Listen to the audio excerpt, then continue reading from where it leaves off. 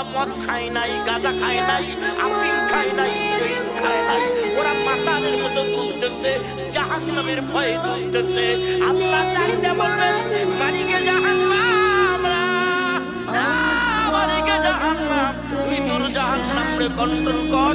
তোর জাহান্নাম পুকুরের পানি নিয়ে জাহান্নামের মধ্যে দেবে, সাগরের পানি নিয়ে জাহান্নামের মধ্যে দেবে, নদীর পানি নিয়ে জাহান্নামের মধ্যে দেবে। কোন রকম জাহান্নামকে কন্ট্রোল করতে পারবে না। আমার আরশে আজিমের কুটির কিনারে ছোট্ট একটা পেয়ালার মধ্যে সামান্য একটু পানি আছে, ওই পানির থেকে একটা ফোঁটা পানি জাহান্নামের মধ্যে ঢেলে দে।